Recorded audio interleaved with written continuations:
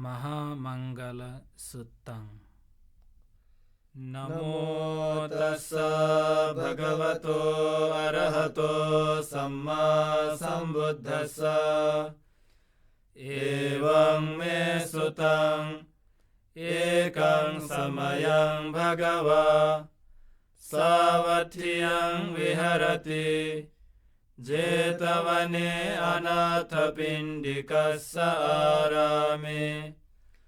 अथ को अन्यतरा देवता अभिकन्ताय रत्तिया अभिकन्तवन्ना केवलकप्पं जेतवनं ओभासेत्वा येन भगवतेनुपसङ्कमि उपसङ्कमित्वा भगवन्तं अभिवादयित्वा एकमन्तं अर्थासि एकमन्तं तिताखो सा देवता भगवन्तं गाथाय अजभासि।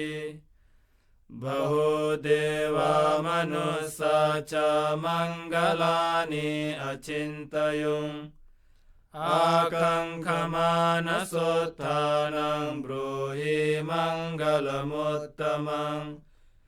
असेवना च बालानां पण्डितानां च सेवना पूजा च पूजनीयानां एतं मङ्गलमुत्तमम्।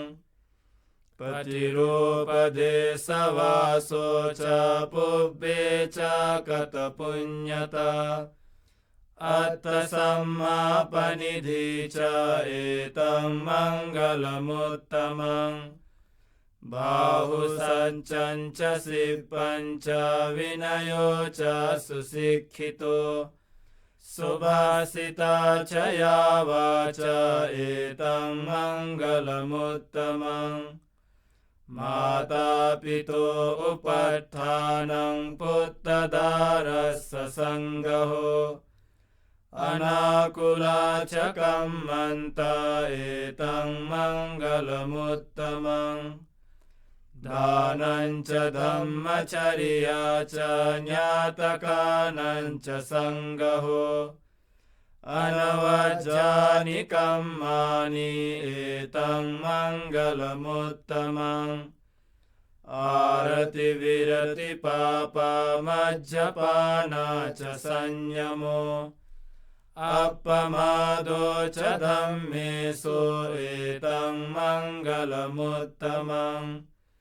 गारवो च निवातो च सन्तुति च कतन्युता कालेन धम्मश्रवणम् एतं मङ्गलमुत्तमम्।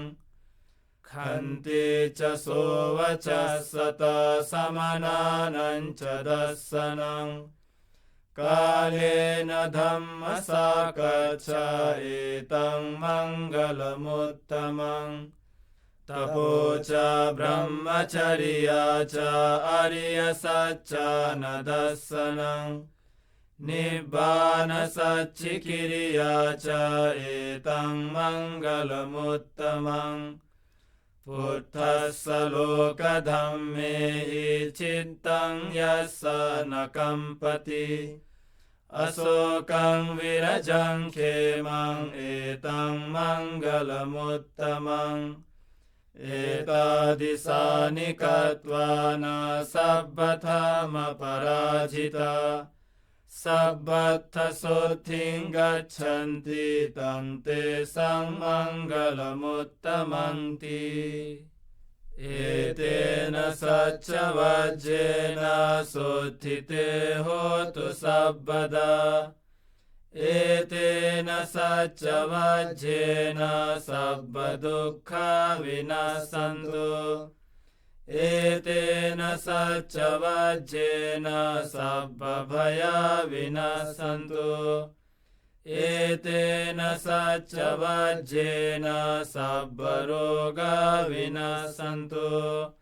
एतेन सच्चवज्जेन होतु ते जयमङ्गलम् एतेन सच्चवज्जेन पातु ते रतनत्रयम्